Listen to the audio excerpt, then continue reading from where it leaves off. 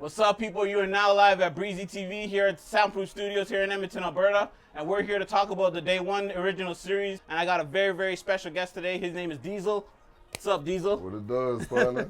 You ain't learned yet to answer the phone when I fucking call? I know what the fuck you... Hey, hold on a second. I know what the fuck you doing. You probably running around with some shit-head ass nigga, some bullshit. So your character in the Day One series, his name is Diesel. Yes, Tell sir. us about Diesel. I think Diesel's pretty much your local neighborhood stick-up boy, you know what I mean? Okay. The one that don't give a fuck, right? Like, pretty much he's the dude with the tool tucked in his waist and he'll run up on you and just pull it in your face, right? And then take whatever you got in your pockets, you know what I mean? And that type of motherfucker is just, you know, he's kind of a sloppy dude, you know what I mean? He's got little problems with his bitch and shit, or his woman. Yeah, good correction. You ladies, love y'all. But yeah, he's just a messy cat, you know what I mean? One that's got a sidekick partner that you run around, you rob dudes with, you jack dudes with, you get your paper, your money with, you know what I mean? But at the same time, he's got his home life, and it's a little confusing because he's trying to, you know, keep his ladies straight, you know what I mean? Okay. But in the wrong way. Man, he sounds like a very, very complex character, man. He is.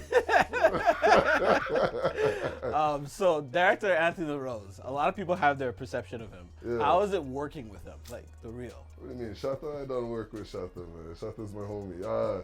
Dude's fully focused. You know what I mean? He's got a vision and he carries it out from top to bottom and goes beyond the call of duty in order to make it happen. You know what I mean?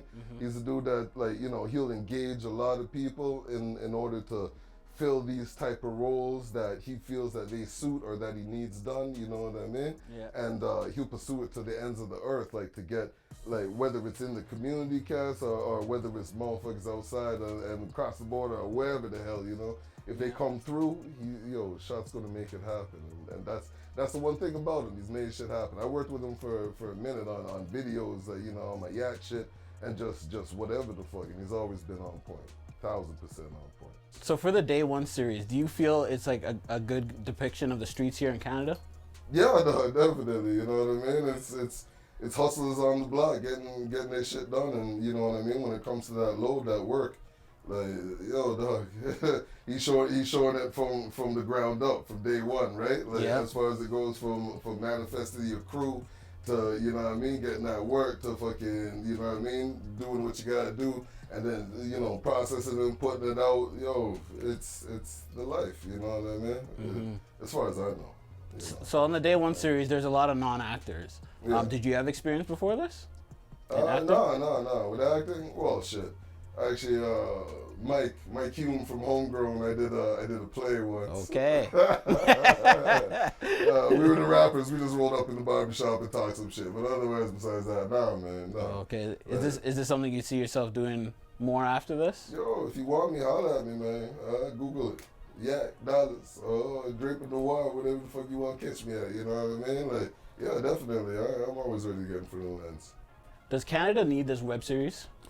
I think definitely Canada needs this web series because the blocks are everywhere, right? The hustle's everywhere, the game's everywhere, like across the map.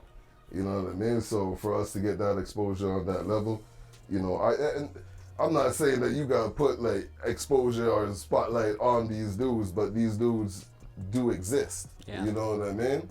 Yeah. So if there is somebody to put a spotlight on it, I think Shot's that dude. And I think the way that he goes about it is the way that it needs to be done, the way these stories needs to be told. So Okay. if there's anyone to tell these stories, I think he's the one. And definitely, I think like everybody who is a storyteller should be telling stories from every angle. So it definitely needs to be broached. Okay. So how did Anthony LaRose get you involved in the Day One series? Yeah, I was involved in his other project, The Choice. Yeah, Short badass movie, man. Yeah, short film. Short film, yeah. But yeah, that joint was on fire, and I just rolled up in the whip in it real quick, right? And I guess he loved what I did so much. You give a motherfucker a bigger role, you know what I mean? So hey, that ain't nothing but love, man. That's my man Shatta. But yeah. From that piece, you know what I mean? I felt, yo, it's cool to expand, so let's run with it. You know what I mean? And this is what we got. I love it. Here you are. Here I am. Here you are. So there's a soundtrack for the Day One series. Are you in on that? Yeah, you better believe it, man. I'm in it.